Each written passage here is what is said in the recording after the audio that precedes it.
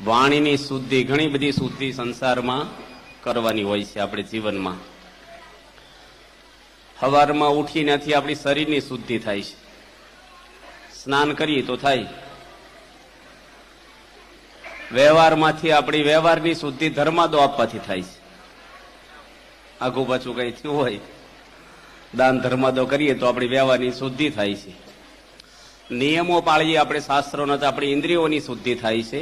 ભક્તિ કરવાથી આપણી મનની શુદ્ધિ થાય છે, આપણા હૃદયની શુદ્ધિ થાય છે.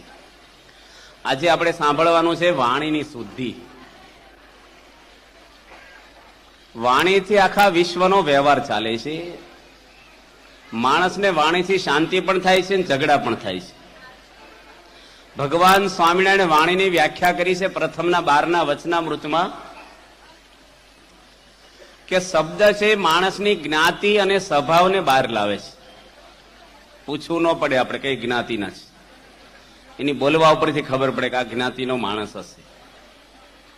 એનો સ્વભાવ કેવો છે એ પણ આપણે એના શબ્દો ઉપરથી જ ખબર પડી જાય આપણને. યોગીજી મહારાજ માટે કહેવાય છે કે વાણી અમૃતથી ભરેલી છે. શબ્દ કેવા વાપરવા છે, કઈ જગ્યાએ વાપરવાના છે, એ ગોખેલું બોલાતું નથી. અંદરની ભાવનાઓ બહાર આવે છે, એટલે આપણી જાતિ બહાર આવે છે, આપણા સ્વભાવ બહાર આવે છે. જે કઈ ગુણાતીતાનંદ સ્વામી એક વાતમાં લખ્યું કે શબ્દ જેવું કોઈ બળવાન જ નથી. તુલસીદાસે લખ્યું કે શબ્દે માર્યા મરી ગયા ને શબ્દે છોડ્યા રાજ. હવે શબ્દે માર્યા મરી ગયા, કોઈ લાકડી મારે તો બરાબર છે, બંદૂક મારે, તરવાલ મારે, શબ્દથી માણસ મરી જાય છે. હત્યાની જરૂર જ નથી પડતી. આજે 2000 માણસ રોજ આપઘાત કરે છે સમાજમાં, 80% શબ્દોથી આપઘાત કરે છે. ઘરમાં જે કાંઈ સંસારી માણસના જે કાંઈ તમારા ઝઘડા છે ને એ શબ્દમાંથી જ થાય છે. જે કાંઈ થાય છે તે શબ્દ જેવું કોઈ તાકાતમાન નથી. તો શબ્દ કેવા વાપરવા જોઈએ એની શુદ્ધિ કહેતા એનો વિવેક આપણને શાસ્ત્રમાં બતાવ્યો છે. આજે ઘણા બધા જીવો પૃથ્વી પર જીવે છે, પણ એક મનુષ્યને જ ભગવાને વાણી આપી છે. મનુષ્યની અંદર પણ 1 લાખ માણસ તો ગુજરાતમાં જ મૂંગા ને બેરા છે. આપણને ભગવાને વાણી આપી છે કે બોલી શકીએ છીએ. આપણે બધા નથી બોલી શકતા. ઘણા બધા મૂંગા માણસો બિચારા હોય, બાળક મૂંગા હોય. તો આપણને વાણી આપી છે. યોગી મહારાજ કહેતા કે વાણી આપણે ઘીની જેમ વાપરવી, દૂધની જેમ, પાણીની જેમ ન વાપરવી. બહુ ખાય ને એ લુખું ખાય કહેવત છે, અને જાજુ બોલે એ ખોટું બોલે. બહુ બોલવા જોઈએ ભાઈ, સાચું ક્યાંથી આવે એને? ગપ્પા માર્યા કરે બધા, પછી આંખી પાછી કર્યા કરે. વાણી આપણે કેવી રીતે વાપરવી જોઈએ? ગાંધીજી દર અઠવાડિયે એકવાર મૌન વ્રત રાખતા. આપણે પ્રમુખ સ્વામી મહારાજને જોઈએ છીએ તો સ્વામીજી બોલે છે બહુ ઓછું, સાંભળે છે વધારે. જેટલા માણસો આવે ને એને મળવા પહેલું સ્વામી એને શાંતિથી સાંભળે. આપણે કોકની વાત તરત કાપી નાખી, તું મારું સાંભળ.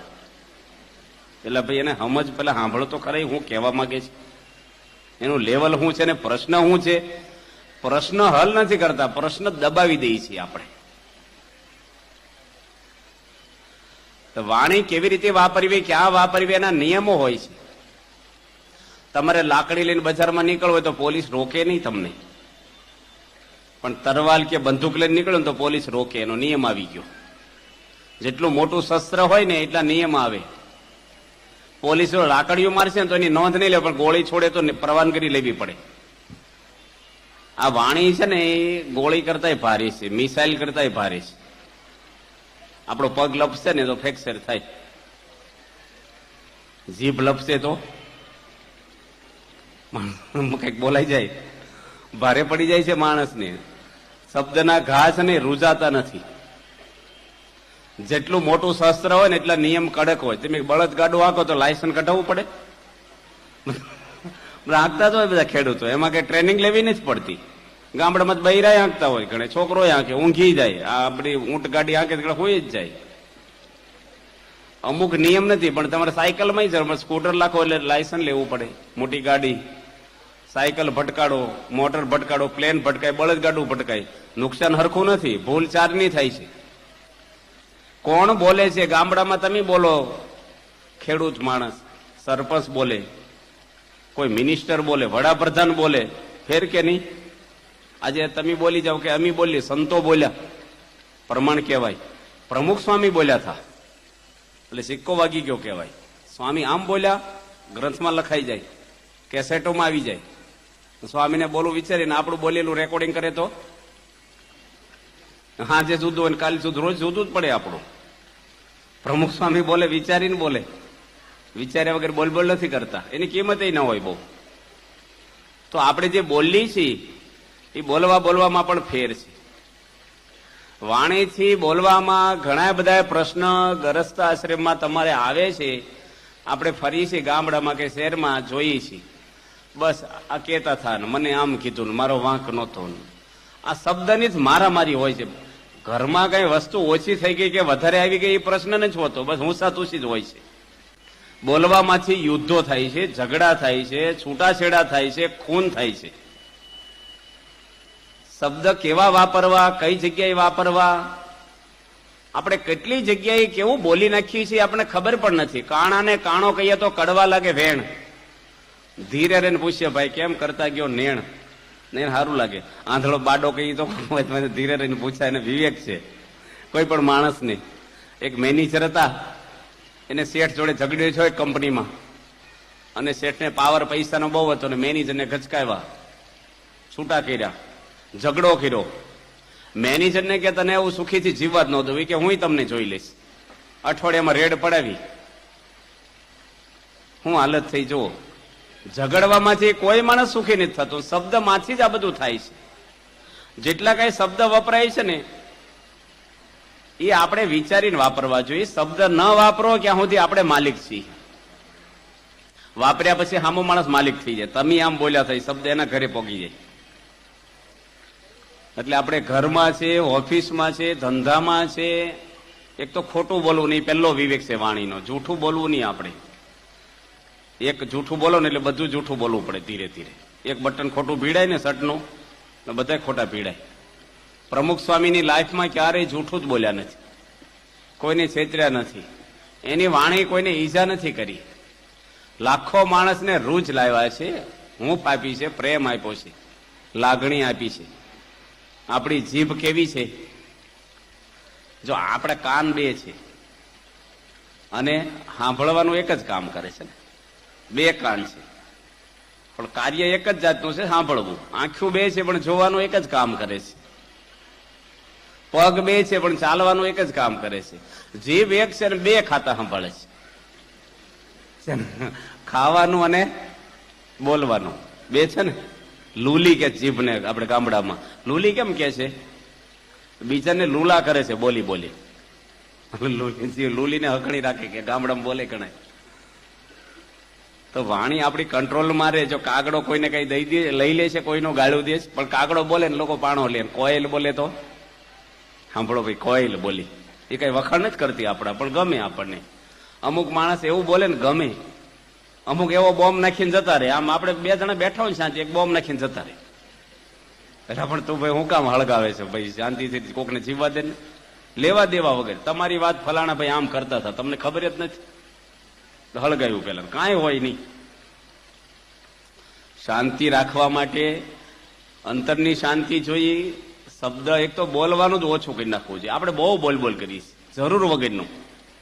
કેટલું બોલી છીએ, કોઈનું કોઈ સાંભળતું જ નથી. હો, ગામડામાં બધા બેઠા હોય ને, એક જણ દુઃખની વાત કરે એની કાપીને બીજો કરે, બીજાની. એટલે સાંભળો જ ખરા કોકની શાંતિથી. ઘોંઘાટ કકડાટ બધોય. અમેરિકામાં બહુ હોન જ મારે નહીં ગાડીના, બોલે જ નહીં કામ સિવાય. કોઈ ટોકમાં જ જવાબ આપે, કઈ પ્રશ્ન જ નહીં. અંદર બસ સ્ટેન્ડે બેઠા હોય, રેલવે સ્ટેશને, કોઈની સામુય કોઈ જોવે નહીં. તમે ઉગાડા છે નાચો ને તો તમારે સામુય કોઈ જોવે નહીં, કઈ લેવા દેવા જ નહીં. પાડોશમાં કોણ રહે એ ખબર ન હોય, કોઈ ખબર નહીં. આપડા અરુણભાઈ છે લંડનમાં, એના ઘરે અમે જમવા ગયા બાપા જોડે 91માં.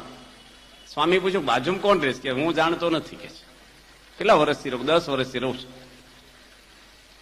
સ્વામી કે યુરોપિયન છે ગુજરાતી? કે યુરોપિયન રહે છે એ ખબર છે. હું આરતી કરું ને ઘંટડી વગાડું સવારમાં, એની પોલીસને ફરિયાદ કરી કે આ ભાઈ ઘંટડી વગાડે છે ને મને વિક્ષેપ થાય છે. એટલે પોલીસ મારી ઘંટડી લઈ ગયા આવી. એટલે મને ખબર કે આ યુરોપિયન છે. 10 વર્ષથી રહીને ખબર એની બાજુ. આપણે બસ સ્ટેન્ડમાં ભેગા થાય, રેલવે સ્ટેશન ભેગા થાય, વેવાય થઈ જાય પાછા. આમ સંબંધ બધે કે અમે ક્યાં ગામના, લે અમે આ ગામના, અમારા અહીં હગા છે. તરત થઈ જાય આપણને સાહજિક. જા બેઠા ના કઈક ઉખાડીએ, શું હાલે છે, આમ તેમ ચાલુ ને ચાલુ જ હોય કેસેટ, ઓટો રિવર્સ, બંધ જ ન થાય આપણી. એટલે વાણી આપણે વિચારીને વાપરવી. ત્યાગવલ્લભ સ્વામી અહીં બેઠા છે, મોટા સંત છે, સદગુરુ સંત, જેમ ડોક્ટર સ્વામી, મહંત સ્વામી એમ જ મોટા સંત છે. અમે 700 સંતો અમને દંડવટ કરીએ છીએ. મહંત ને કોઠારી તો આ લોકના કાગળ ઉપરની ડિગ્રી, પણ એમની સાધુતા છે અંદરની. યોગી બાપાને સેવેલા છે. અહીંના ભંડારી સ્વામી બેઠા છે, ઋષિ સ્વામી સભામાં બેઠા છે. એનું નામ અશોકભાઈ હતું, હું યુવકમાંથી ઓળખું એને. અટલાદરા મંદિરમાં એ બ્રાહ્મણ હતા, એટલે યુવકમાં સેવા કરતા રસોડામાં. ત્યાગવલ્લભ સ્વામી કોઠારી હતા ત્યાં. હવે દાળ ઉકળતી હતી, પૂનમ હતી, એટલે 1500 માણસની દાળ ઉકળતી હતી ને, ત્યાગવલ્લભ સાહેબ થોડુંક મરચું નાખવાનું કીધું. અમને 2 ચમચા મરચું નાખો, લીલા મરચાનો વઘાર તો કર્યો છે, થોડું કૂકું નાખવાનું હતું. તે એમની ડબ્બો હતો ને મરચાનો, નમાયો થોડોક, આ ચમચો નહીં હોય એટલે તે આખું પડી ગયું, બધું મરચું પડ્યું. ત્યાગવલ્લભ સાહેબ ઉભા થા અને હેપતાઈ ગયા, ખ્યાલ એટલું બધું મરચું પડી ગયું દાળમાં. ત્યાગવલ્લભ સાહેબ હસી પડ્યા કે હવે દાળ ખૂટે નહીં આપણે.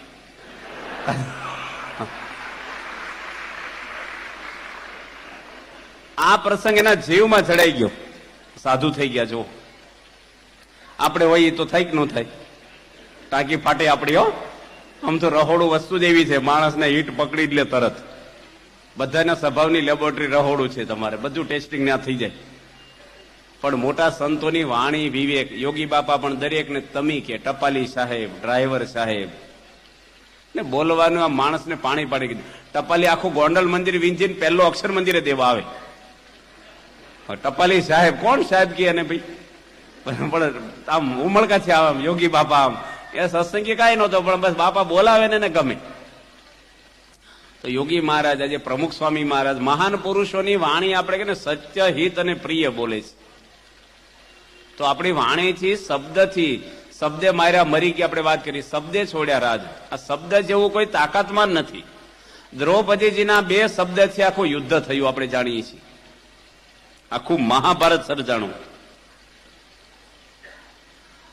હવે દુર્યોધન નીકળ્યો ને પાણી ભરેલું હતું, પણ પાણી તો હતું નહીં. ખાંડવ વન બાળ્યું ને ત્યારે મય દાનવ એક બચી ગયેલો ને ભગવાનની રક્ષા કરેલી પાંડવોએ. એટલે એને એક માયાવી હતો પોતે, એને રચના કરી આપી કે પાણી હોય ને જગ્યા દેખાય, જમીન હોય ને પાણી દેખાય, એવું બનાવી આપ્યું, મેલ બનાવી આપ્યો પાંડવોને. અને દુર્યોધન આવ્યો, એને પાણી દેખાણું, જોડા હાથમાં લીધા ને ધોત્યું ઊંચું કરીને હાલ્યો છે, કોરું હતું. જમીન દેખાણી, જોડા પહેરીને હાલ્યો, પલ્લી ગયો. દ્રૌપદીજી આ દ્રશ્ય જોયું અને એક બોમ્બ ફોડ્યો આંધળાના. એટલે ભાઈ આંધળા હોય તમારે ક્યાં દોરવા છે, તમારે ક્યાં ભણવું છે, એના મા બાપને તમારે શું લેવા દેવા, પણ આ નાખ્યું લેવા દેવા વગર આપણી જેમ. 48 લાખ માણસથી બોમ્બથી મર્યા. મિસાઇલો નહોતી, બંદૂક નહોતી, તોપ ગોળા નહોતા એ વખતે, એટમ બોમ્બ નહોતા. 48 લાખ માણસ 18 દાડામાં મરી ગયું. રોજના 2 લાખ માણસ કપાઈ જાય, હવા 2 લાખ માણસ. આ એક જ બોમ્બ ખાલી. દુર્યોધને દાઢમાં રાખ્યું કે હવે આને મારે ઠેકાણે કરવા. આંધળાના આંધળા રહ્યા. દુર્યોધનને પણ એટલી સહન શક્તિ નહોતી જરાય કે થોડુંક સહન કરી લઈ, થોડુંક ખમી ખાવું જોઈએ. આ શબ્દ કેવી અસર કરે છે માણસને. જો સીતાજી પણ લક્ષ્મણજીને કેવા શબ્દો માર્યા. 14 વર્ષ સુધી જેની મુખારવીને જોયું નથી સીતા માતાને, એની ભાભી કહેવાય. ઘરેણાની પોટલી હતી. રામ ભગવાન બતાવે છે કે હું ગળાના કે કાનના કે બીજા કોઈ દાગીના ઓળખતો નથી, પણ પગના ઝાંઝર ખાલી ઓળખું છું. હું પગે લગવા જાઉં ત્યારે ચરણાવીને દર્શન કરું છું. 14 વર્ષના રેકોર્ડમાં સીતાનું મોઢું જોયું નથી. એ વ્યક્તિને કેવા શબ્દો માર્યા કે રામ મરી જાય તારે મારી જોડે લગ્ન કરવા, એ ભૂલી જશે. અને એમાંથી આખી રામાયણ થઈને રામ ભગવાનને ઠેઠ જવું પડ્યું. પુલ બાંધ્યો દરિયા ઉપર, કેટલા નિર્દોષ મર્યા. સનનું દાડા યુદ્ધ હાલ્યું, કેટલું ટેન્શન ને ભારે વાતાવરણ થઈ ગયું. 1 વર્ષ સીતા માતા રાવણને કરી રહ્યા. કેટલા પ્રશ્ન માણસને ઉભા થાય છે સમાજમાં. દ્રૌપદીજી થોડું બોલ્યામાં કેટલાના મા બાપ રખડી ગયા, કેટલા નિર્દોષ માણસો મરી ગયા. એટલે વાણી આપણે વાપરી છે, બહુ વિવેકથી વાપરવી જોઈએ. તમે ગમે તે પોસ્ટ ઉપર હો, મોટા ઓફિસમાં મોટા શેઠ હો કે રાજકીય રીતિ હો, ઉદ્યોગની રીતિ હો, પણ નામના માણસ સાથે નમ્રતાથી વર્તવું જોઈએ. દરેક માણસની આપણે જરૂર પડે, ધૂળની જરૂર પડે, બગાડાય નહીં. કહેવાની રીત છે, બિલાડીના બચ્ચાને પકડે અને ઉંદરડાને પકડે છે. બિલાડીના બચ્ચાને હાથ ઘરે ફેરવે એવું કહેવાય છે, ઉચકી ઉચકી તારે આંખો ખુલે, પણ રૂવાડી ખરવા ન દે. એના એ દાંત છે, પણ ઉંદરને પકડે તારે આર પાર પહેરી જાય. કહેવાની રીત છે. પરદેશમાં એક ભાઈનું કૂતરું બીમાર પડ્યું તો એને દવા પાવાની ડોક્ટરે કીધી, તો 2 પગ વચ્ચે કૂતરાને ઝાલીને આમ પીવડાવે, સમસાથી પીવડાવે. કૂતરાને ફાવે નહીં, તો એને સમસાથી ફાવે. મોઢું ખોલે ને પરાણે કૂતરો પીવે જ નહીં, તોફાન કરે ને બાટલી બાજુ મૂકીને કૂતરો આખો પાછો છે ને બાટલી ઢોળાઈ ગઈ, ફૂટી ગઈ કાચની. અને પેલી પોતું લેવા ગઈ ને તો કૂતરો દવા છાંટતો હતો. એને ભાવતી નહોતી એવું નથી ને, દેવાની રીત નહોતી આવડતી. કૂતરાને જીભથી છાંટવાનું હોય, એ જ ભાવે નહીં. એમ માણસને કહેવાની રીત છે ને. અમે ઘનશ્યામ સ્વામી જોડે ગામડે ફરતા, સુરતમાં છે ઘનશ્યામ બાપા. અમે લોકો સાધકમાં હોય તે પોતે કહે, હાલો આપણે મંદિર વાળી લઈએ, મંદિર સાફ કરી નાખીએ. એને કરવાનું ન હોય તો વડીલ સંત હતા મોટા, પણ આપણને એમ કહી શકે કે મંદિર સાફ કરી નાખો, પણ હું બોલે હાલો આપણે કરી નાખીએ. એ શબ્દ આપણે વાગે નહીં.